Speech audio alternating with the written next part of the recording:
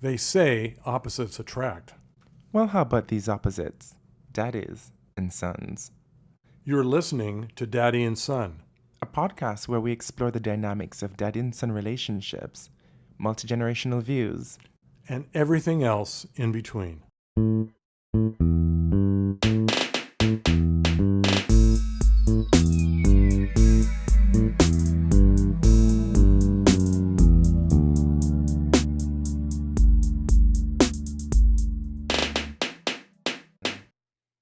Welcome everyone back to the show. Daddy and Son. Son am and Daddy. Alex. And I'm Norm. Sorry, Alex, say that again. Let's do this. Let's start this over. Let's. I feel bad. I am Alex. I am Norm. And this week is a Shoot Your Shot episode. If you remember, every now and again, every other episode, every 2 episodes or so, we have a Shoot Your Shot episode. That's an episode where we just kind of talk about what is on our mind or things What we've heard from people who want us to talk about. Or, feedback that we've gotten from the community at large. Which has been, I would say, not exactly voluminous, but they are slowly growing. Would you say? Well, depends on where you're looking. I'm in the online community, so Well, I am too. You're suggesting the daddy's not on the online community? inform us. Well, I thought you were on the app community. apps online. What's the difference? Two podcasts They're all the ago. same. How are you doing this week, Norm? I'm doing well. I was just about to sip the. Well, you were going to ask me what are we drinking this week, but that's your question, isn't it? Well, I mean, I made it, so I don't Yes, know why would I be asking what we're drinking. I was tiptoeing to the table here to drink it and was asked if I needed help. However, I am here, sitting here, enjoying a wonderful martini, and I'm doing well. I've had a very, very busy week. I don't know. It looks like you had the shakes. Well, it was rather full at the time. At the time. And you have a voluminous number of pieces of furniture in the way on the way to the table here, so.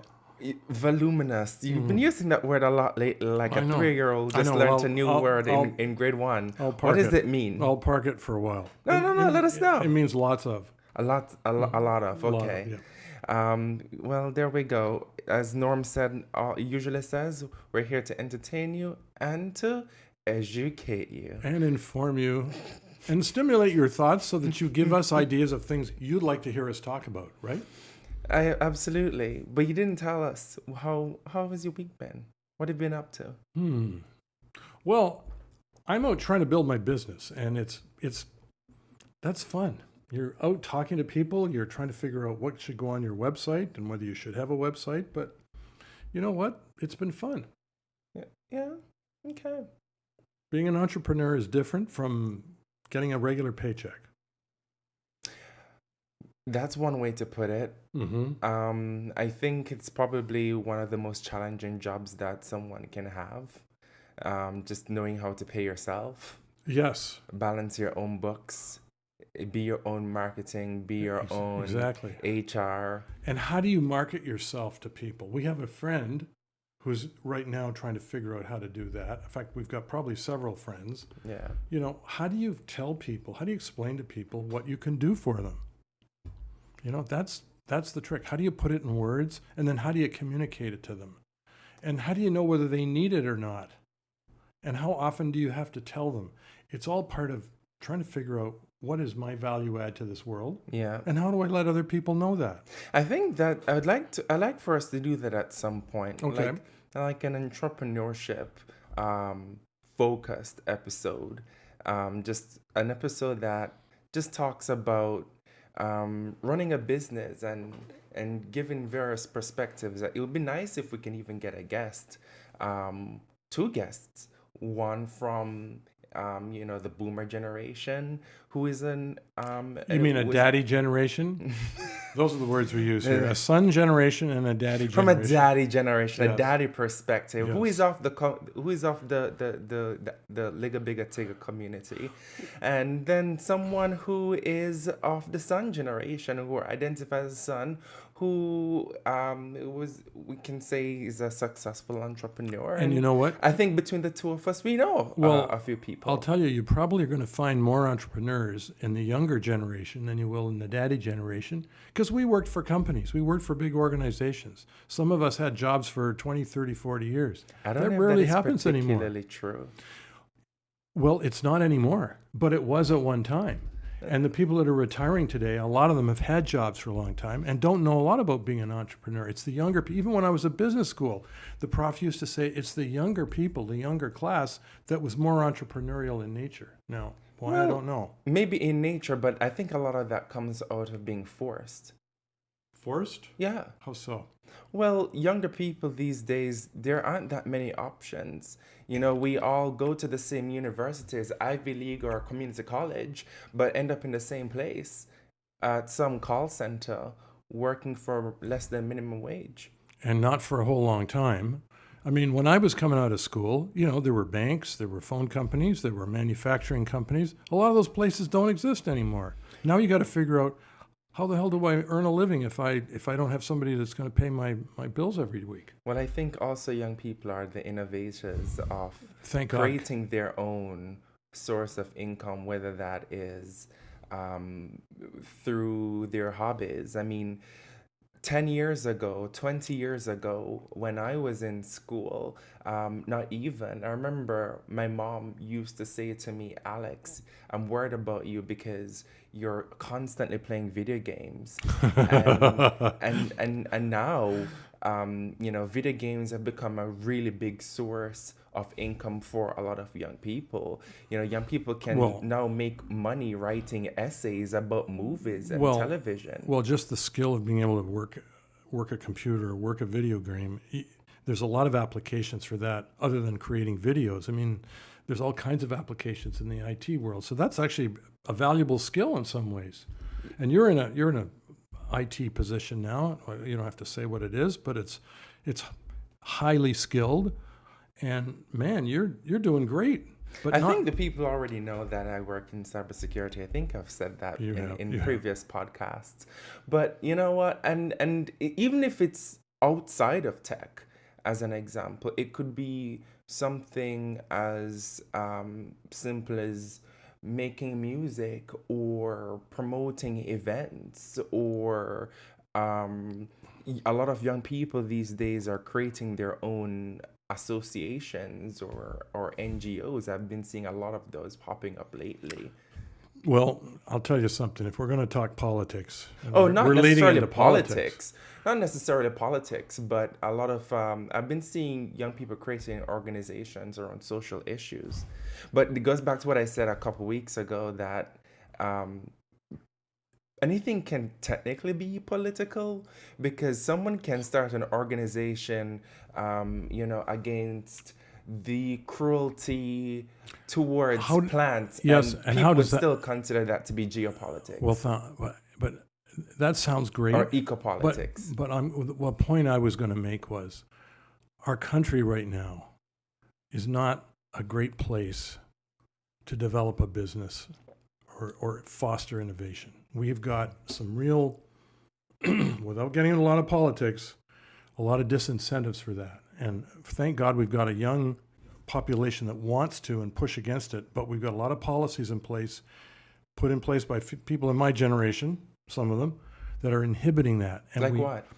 Taxes, regulations, the restrictions we place on people coming into this country with skills, or they can't get into the professions they want. There's a lot of ways we're not letting people blossom and do what they do to create wealth. And until we get it right, that's what we've got to do, is create wealth in this country, we're going to be stuck. We're going to get out-competed by a whole lot of other countries around the world.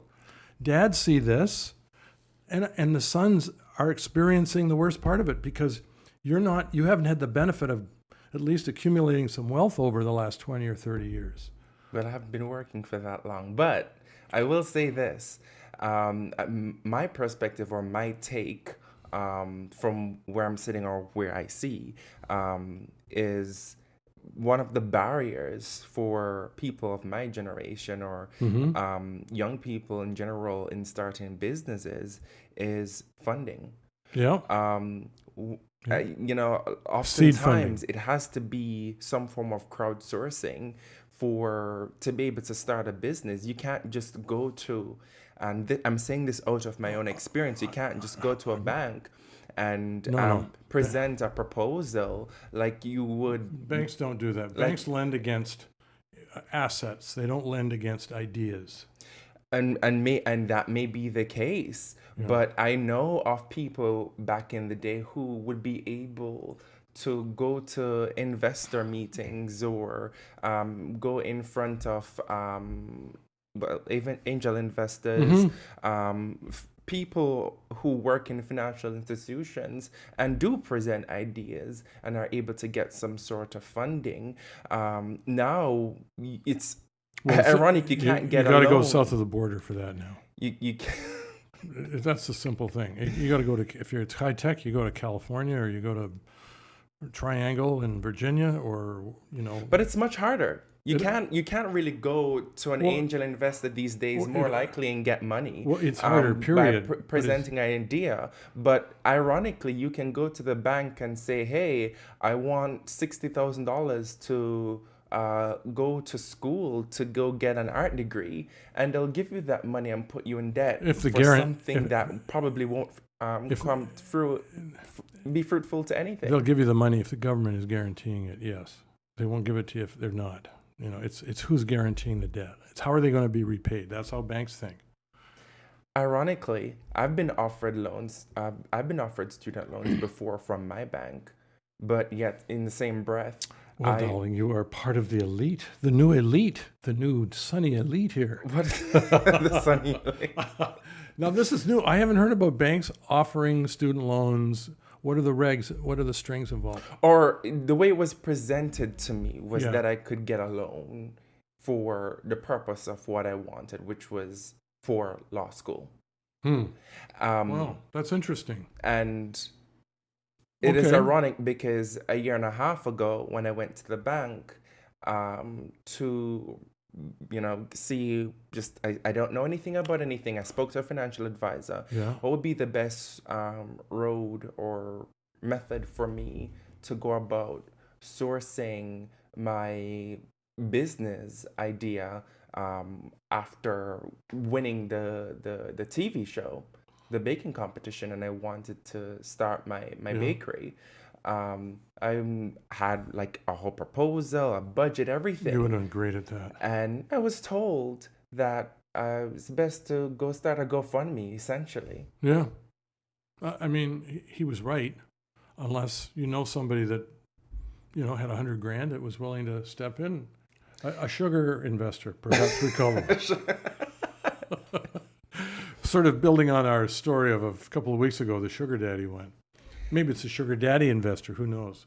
But you're right. I mean, it's hard to get doing something, starting something you really, really want to do, and you got to find something that other people need.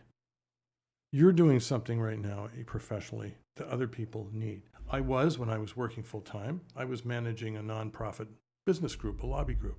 That industry needed that service. They needed me to run that. I'm not doing that right now, but I'm looking to do that again. Yeah. And I'm fortunate that at least I've got a skill that I can translate and bring to the market. Right now, there's a lot of young folks out there that are struggling because they don't have a very unique skill that's in high demand. And they're struggling. And my heart goes out to these people because some of them are working 2 jobs and they're having trouble paying the rent. And that's a tough time right now. Well, you know what? I just think that it's a tough time in general because let me be frank. To be honest, all my life, I've never been out of a job. I just, maybe it's luck, I don't know. But when I think back on it, just based on what you just said, all the industries that I've worked in were industries that people need. Not people wanted, but people needed. Perfect. One of my first jobs when I came here, as you know, I used to work at the coroner's office. Being in the death industry was one of those things where people die every day. It's a necessary job. It's a needed job. It's recession proof. I'm not trying. Would you agree? I'm not trying to make joke of other people's pain, No. but it's true. It is Well, recession proof. well. You know what I mean? The one thing is they don't get to provide customer service feedback. If you only knew half the story. Oh, you told me some of them. That's fine. I don't need to know anymore. Yeah. If you only knew half the story, and I tell you, it's one of it. That's a unique job, by the way. It's That a was it's a job. very unique job, and it was surprising that even though it's recession proof, not many people were in that industry. Who thinks it's to even do that? undersubscribed. Who would? I want to be a coroner's assistant when I get out of university. Well, Not you a lot of wanna people be- put that are- on their resume. Like you ask a lot of kids these days, and they're like, "What do you want to be?" Like even kids who said they want to be doctors, they'll be like, "Oh, I want to be a pediatrician, or I want to be a cardiologist." Whoever says that, "Hey, I want to be a pathologist or a medical examiner," Probably nobody until you get to medical school. it's highly undersubscribed, Interesting. and Interesting. yeah, it is. It's highly undersubscribed. There's I.e. shortage? There's a huge shortage. Interesting. A But- lot of people who get into these positions stay in these positions well past their retirement age. And they do so because not a lot of people are running. It's not to exactly become- it's not exactly a, how would we put it? It's not sexy. It's not a demanding job either. I mean, it's, if you get in a little late, nobody's going to crank at you because you were 5 minutes late. Okay, enough of that, Norm. But We've made two jokes at a dead person's expense. I think that's enough for one podcast. then shifting from that industry and then shifting into research, and then from scientific research into cybersecurity, it's like every single industry I've worked in were industries that were necessary, that were needed, And we're evolving, and we're also and with the it's exception still- of the first one. with the exception of the Yes. first one, I mean, Yeah, and no. even then, the Well, the techniques were the evolving. techniques are the evolving. procedures The and procedures the are tests and evolving, everything. right? Yeah.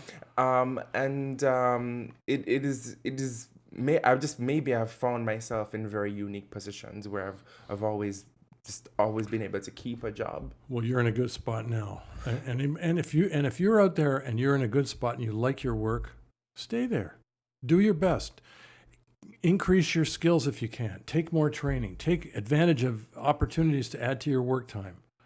Would you agree? Well, I would agree, but you know what I would say to a lot of sons and folks my age is that there are a lot more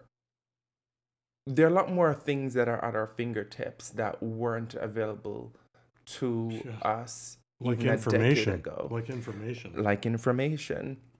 And Like AI. being able to create a job even for yourself is a lot easier these days, I would say, than it was back then. And I'm not just talking about like being the Uber guy as an example.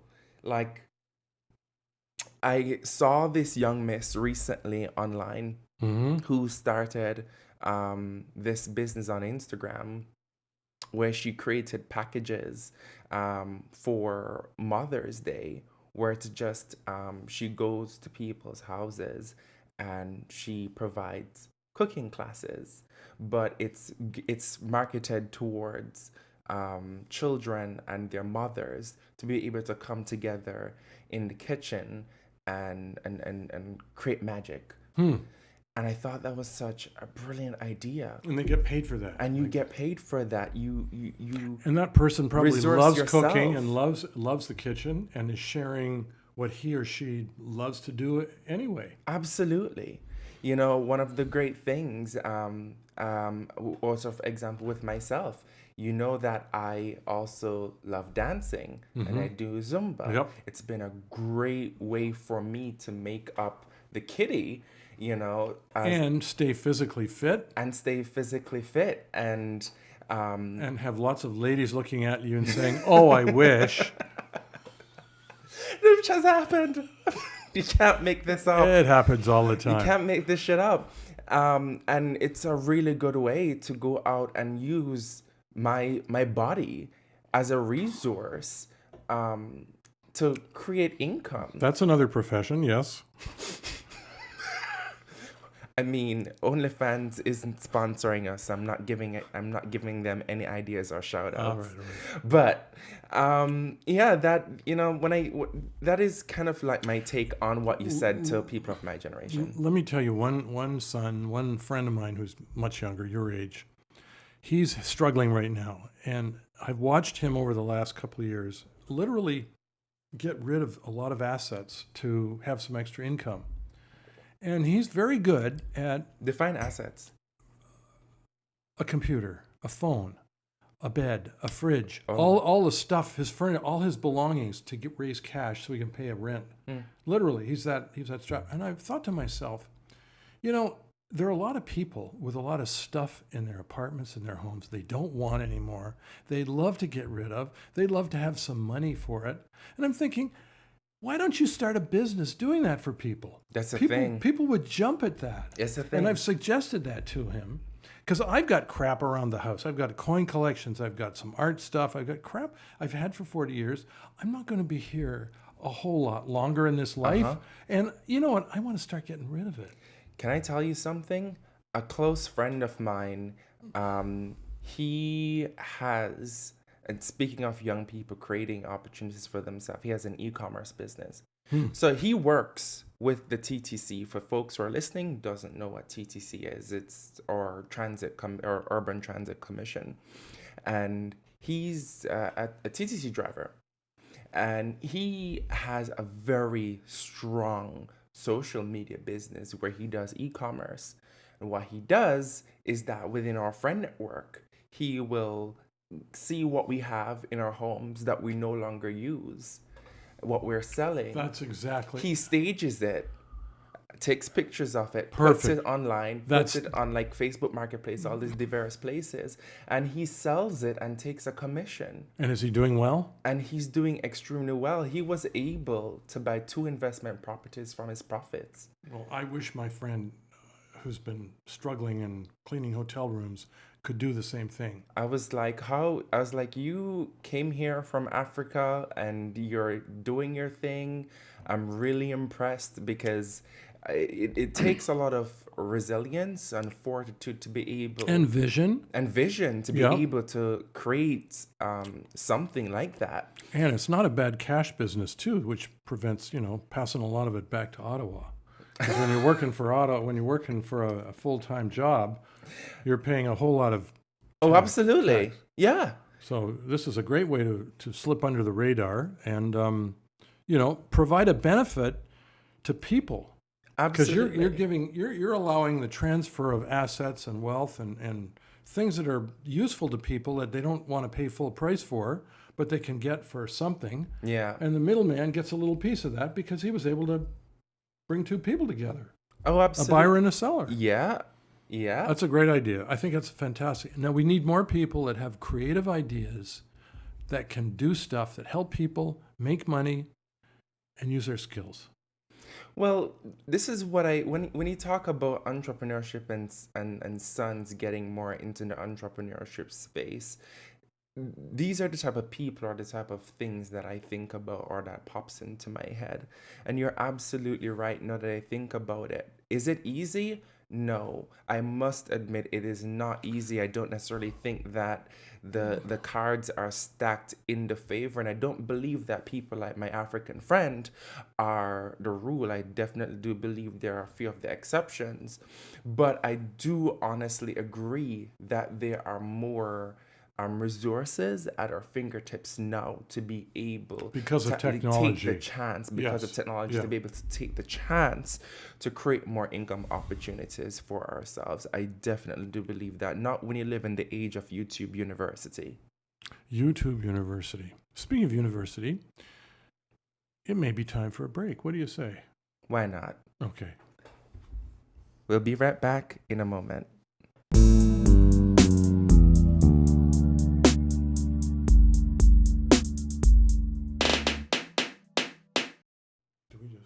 What do you think about the What do you think about today's drink?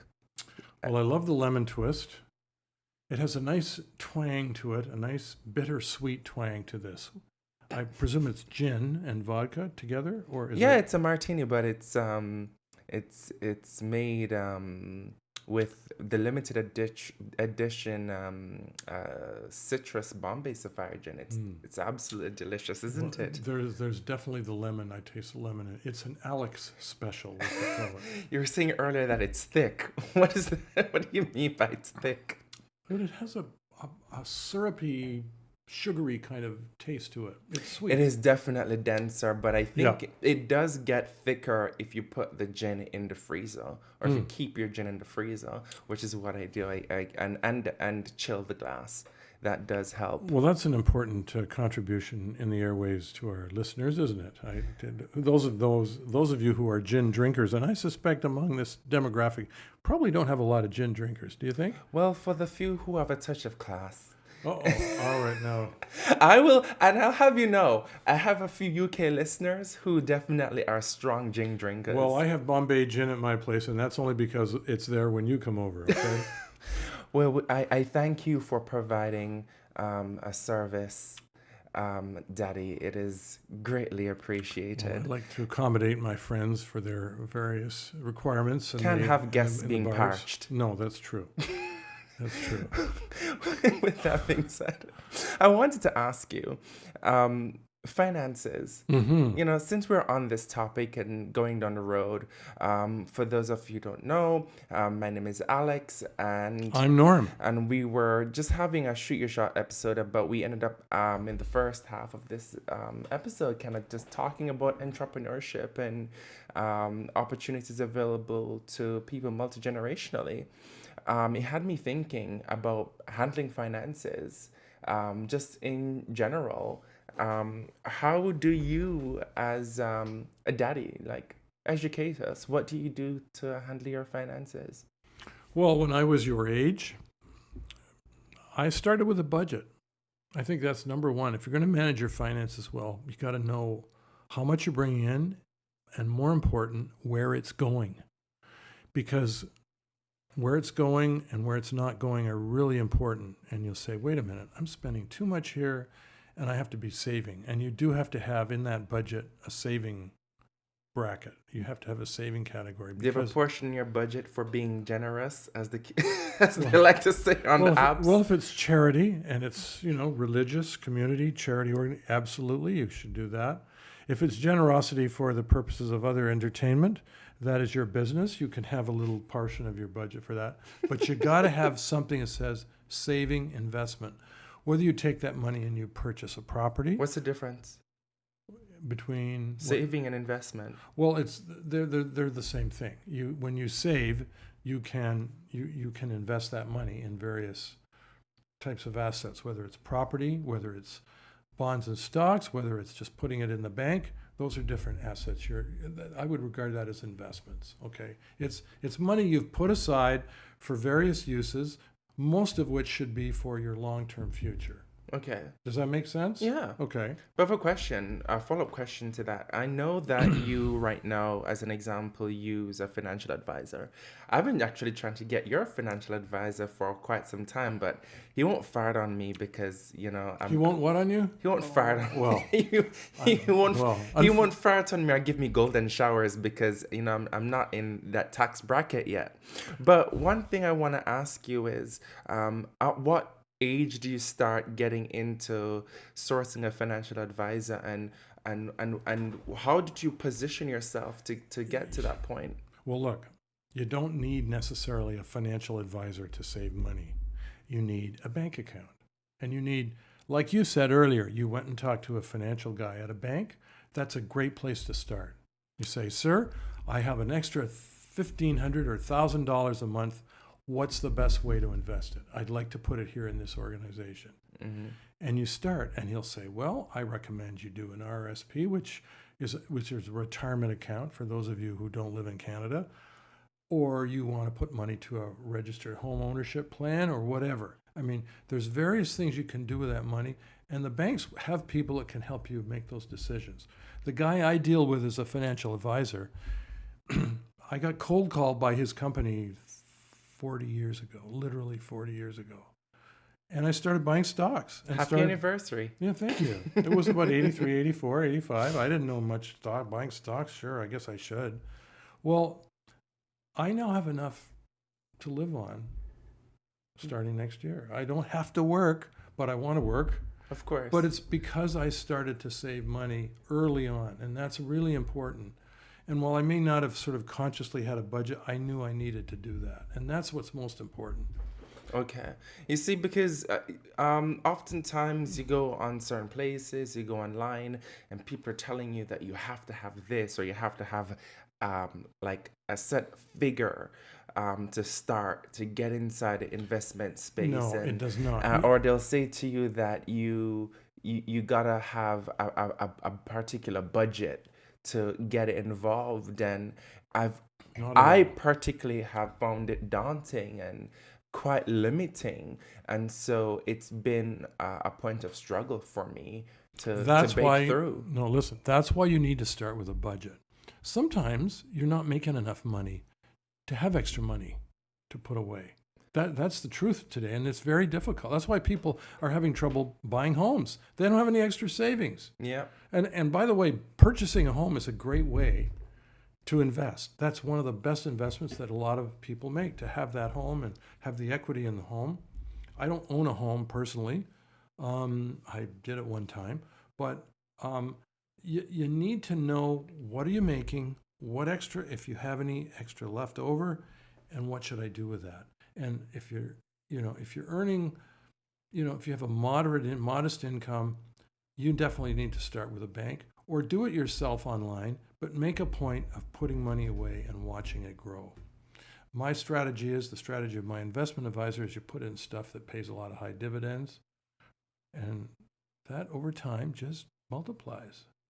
What would you say to young people, all the sons out there who they're probably not making high-paying jobs, they're probably working at a bar, or they're probably still in school, or they are Uber drivers, and maybe they only have $50, $100, $200, less than $500 a month to be able to put away. Put it into an RSP. Is that your suggestion? RSP? Yes. Retirement. You're going to quit. You're going to Explain get old that one day. For our listeners who aren't Canadian. Well, or even those who are a registered retirement savings plan or a 401k plan if you're in the United States. It's basically a plan that you manage yourself or have somebody manage for you that is for your retirement. And you're taking money today and you're saying, I'm not going to spend it today. I'm going to save it for tomorrow.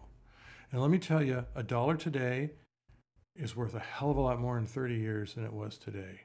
And it will be worth a lot more and enough to sustain you when you get older. Because when you get older, what are you doing? I thought money depreciates over time. No.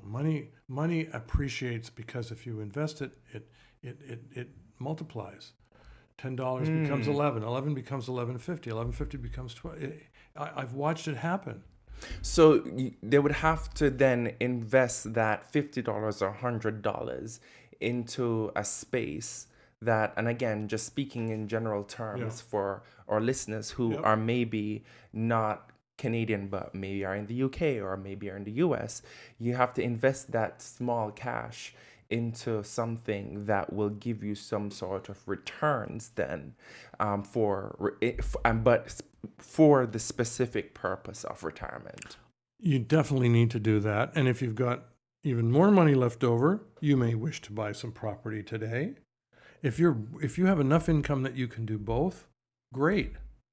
Personally, I would my preference has been to. That's going to take years though.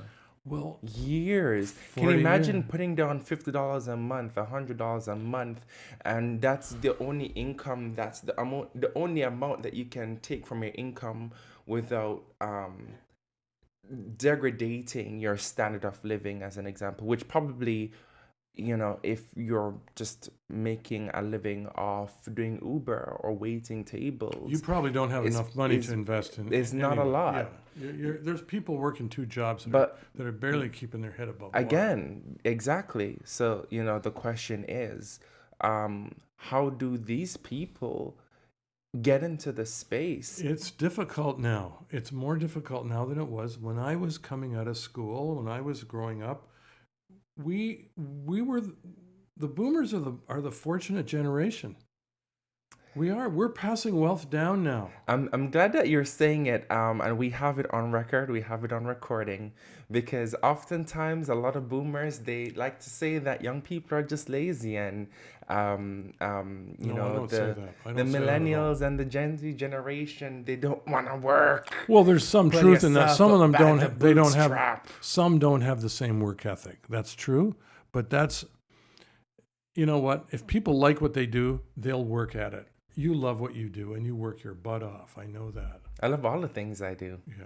Yeah. You're passionate. It helps if you're really passionate about what you do. Exactly. And because you like what you do. Yeah, I do. A lot of people are doing stuff they don't like. That's the problem. Yeah. Why? Because there's not enough opportunities. Because there's not enough investment coming into the country to set up companies that will hire those people to do the things they might like to do. Or people aren't going into the education system with a view to, I want to get a skill that I can market. Can I ask you a question personally? All the questions you ask are personal. That is true. I am a get close, baby kind of person. What's your question? Did you know always that you wanted to be a lobbyist or work in public policy? Well, that's what I liked at the time, and I just did it. What is the time? The time was now, then. What? No, I've always coached somebody, do what you like to do and do what seems the right thing to do next. That's how you have to manage your career, and you've got options involved. So you just decided, oh, I wanted to go get an MBA, and I wanted to work in politics, and I just wanted to do this. Well, I wanted to work in politics first. Then I realized this wasn't going to pay the bills. Then I went to the MBA. Ouch. Then I went to another business, which was banking, and let's just say I'm not God's gift to banking. And then I got into what I'm doing now, because that's what I wanted to do. My gut told me that's the best thing, and I was happy at it. I was successful at it. You do what you like, and you do what you think is the right next thing to do. I like that. I think I wish that my parents had kind of fostered in me very early. I feel like I could be a lot further in life or further in my career. No, hear me out. For where you're at in life, at 30 years old, you presented to your board of directors this week. My friend, you're doing great. Well, Trust me, you are doing great. It's funny you should say that, because I do honestly sometimes sit and I think, and I'll explain. If I was encouraged to lean more into my hobbies, I could have embraced this a lot sooner.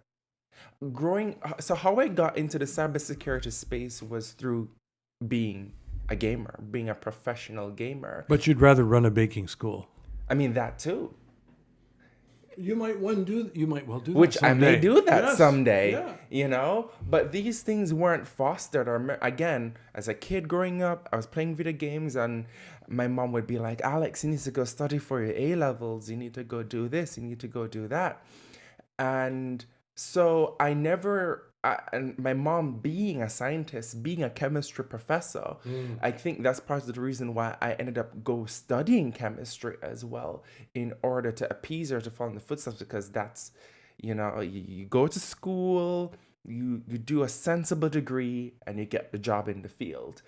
And that wasn't what I wanted. As an only child, it was what I saw, but it wasn't necessarily what I wanted. Well, it wasn't what you wanted then, but if it's still something you want, it's possible you may yet do that. You're a young person, and this is the perspective, because I'm a daddy and I've been alive for a little longer. There's still lots of time in your career to do all kinds of things. That's what's really neat about being young. You do have my dad used to tell me, Norm, keep your options open. You can do that as a young person. It's harder to do that as an older person, because I'm not going to be an airline pilot. Why not? Well, I am in my own mind, but that's another issue. Well, no, why not? Because I oftentimes think, as an example, me even thinking about going back to school to study law, I think it's a delusion. I'm going into my 30s. I'm going to be going back to UFT and sit in class beside this 18, 19, 20-year-old that just came out of They're high probably school. at least 22 or 3 because you have to have at least an undergrad degree before you get to law school. But I take your point. They'll be younger than you Yeah, are. I can't be sitting beside these kids looking at me like, what is this daddy doing here? And do you want to be a lawyer? Maybe you want to be a cybersecurity expert that knows enough about the law to know when you need to hire a lawyer and the right questions to ask and the things that you want them to clarify for you when you're looking at an acquisition or a suit, a lawsuit, or something like that. Right. I used to know somebody that actually helped me get my first job out of university. He was a principal of a college, a former member of parliament, and then he was an ordained Anglican minister. And he used to say, Norm, a year of theology wouldn't hurt anybody. Well, you know what? A year of law school might not hurt anybody too. Your theology wouldn't hurt anybody? I haven't managed I know mine would. Well, I haven't managed to take that year of theology yet. But anyway. Listen to the Good Friday special. You will hurt people. But go on. But the point is, it's never too late to do certain things as long as it's physically possible, it's realistic, and you can afford to do it, both time-wise and money-wise.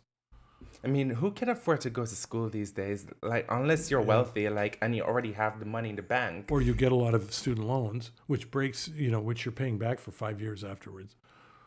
Just 5? Oh, really?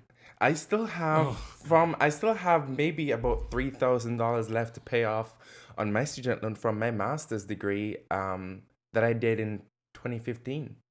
God, really? Yeah. I remember feeling a little put out because when I got out of business school in 1980, I hate to tell you, I think I had. You whispered that. I think I had $6,000 or $7,000. I can't even remember the number. It wasn't. In retrospect, it was peanuts. It really was peanuts. Oh my gosh! Could you imagine if education was that cheap today? It's education is the price of houses. Sometimes even more. The cost of tuition for a year is the down payment for an apartment in Toronto alone. So the point is, daddies, generally speaking, it's a choice, have financially done much better than sons have because of where things are at. Yeah. I mean, that's where it's at, unfortunately. And I think that daddy's got to think about how can we help our sons move forward, have some economic security, some confidence about the future. I mean, someone I'm seeing right now feels, he's struggling. He's in his mid-30s and thinking, I'm not sure I'm where I want to be. And I totally get that. I totally understand that frustration.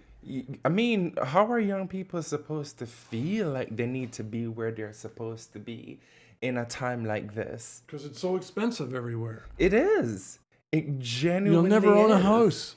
So, it's like the choice is education or down payment for the house. It's or inheritance, honey.